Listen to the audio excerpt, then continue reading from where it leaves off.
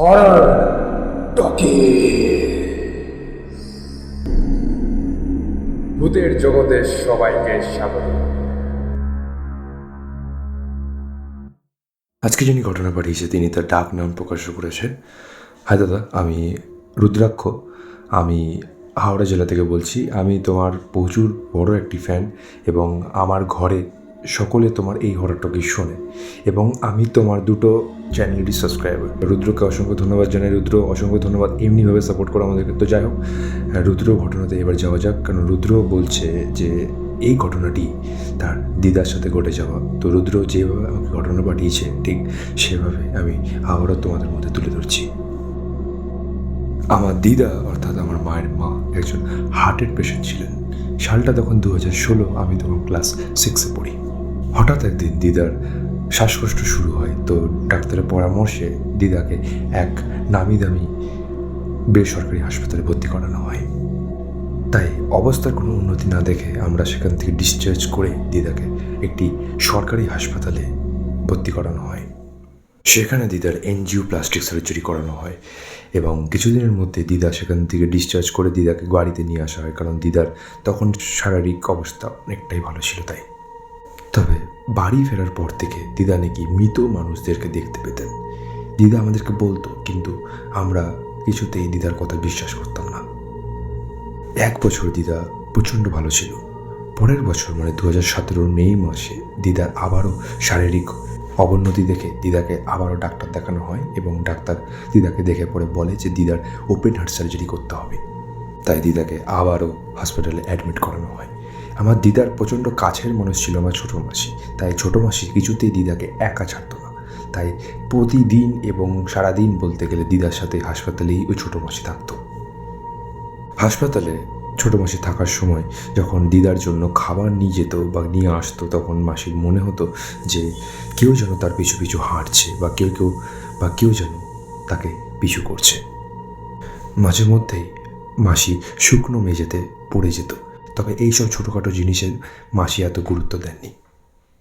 একদিন রাতের কথা, মাসি দিদার সাথে বেডের এক সাইডে একসাথে ঘুমোচ্ছে। হঠাৎ একটি ক্ষীণ শব্দে মাসির ঘুম ভেঙে যায়। ঠিক যেমন দরজা খুললে যেমনটি আওয়াজ হয় ঠিক তেমনটি আওয়াজ ছিল। ঘুম ভাঙা চোখে মাসি যা দেখে সেটা দেখার জন্য মাসি এক ফোঁটা প্রস্তুত ছিল না। মাসি দেখে এক অবয়ব। চোখ থেকে ঘুমের রেশ একটু কাটলে সেই অবয়বের ছায়া স্পষ্ট ভিজিবল হতে থাকে। বোরকা পরিয়ে একজন মহিলা খুব বিশ্রীভাবে দিদার পাশের বেডে বসে পড়ে পা দোলাচ্ছে। প্রচণ্ড বিশ্রীভাবে পা দোলাচ্ছে। কি রোগা তার চেহারা, যেন দেখে মনে হচ্ছে এক কঙ্কালের উপর বোরকা জড়ানো। এই কি আদৌ মানুষ? এত রোগা কোনো মানুষ হতেই পারে না সন্দেহ হয় মাসির। সে মহিলার সম্পূর্ণ শরীর ঢাকা, শুধুমাত্র বোরকার আড়াল থেকে দুটি চোখ দেখা যাচ্ছিল। চোখ দুটি তার জল জল করছিল। কেবল তার দৃষ্টি একমাত্র দিদার দিকে। তার দৃষ্টিতে প্রকাশ পাচ্ছিল তার রাগ আর ক্ষোভ। কি যেন একটা হিংস্র ভাব প্রকাশ ফুটেছিল তার দৃশ্যের মধ্যে। মাসি প্রচণ্ড আমার ভয় পেয়ে যায়।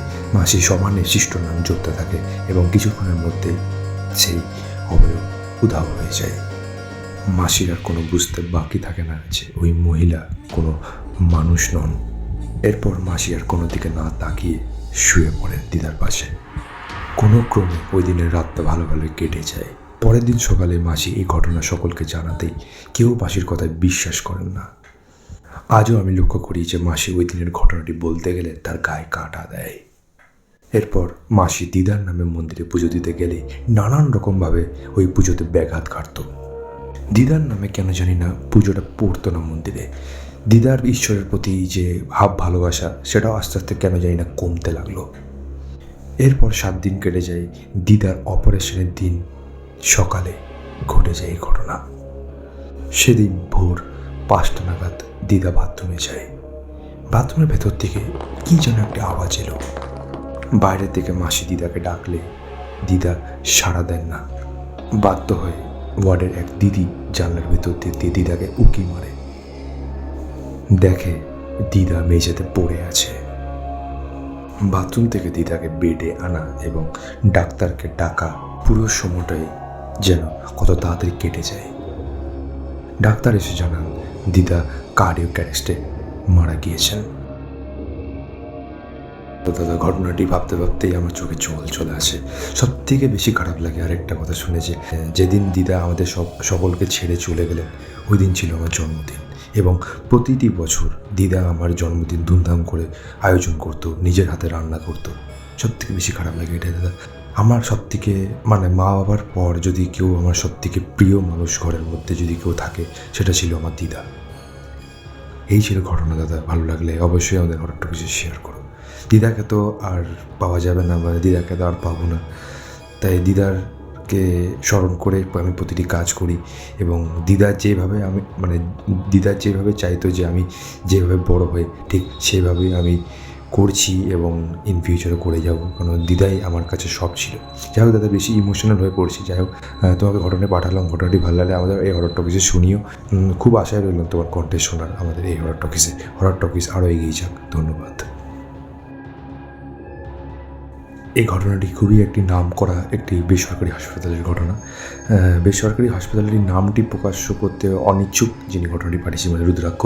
তো যাই হোক, ঘটনাটি কতটা ক্রিপি একটু ভাবো, যে নিজের লোক মানে তার পাশে ঘুমোচ্ছে এবং তুমি তার পাশে ঘুমোচ্ছ, এবং হঠাৎ করে মানে দরজা খুলে কেউ একজন বোরখা পরিহিতা বা যে কেউ একটা কোনো কিছু পরিহিতা মহিলা তার পাশের বিছানায় এসে পড়ে বসলো।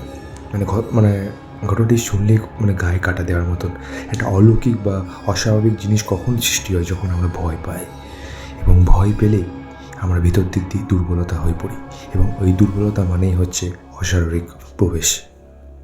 যাই হোক, রুদ্রাক্ষকে অসংখ্য ধন্যবাদ। রুদ্রাক্ষ, তুমি বড় হও এবং তোমার দিদা আশা করি সেটাই চাইতো, এবং দিদার জন্য যা কিছু করা দরকার সেগুলো তুমি করো, কারণ তবেই হবে তোমার দিদা উপর দিদি সব কিছু তোমাকে দেখছে।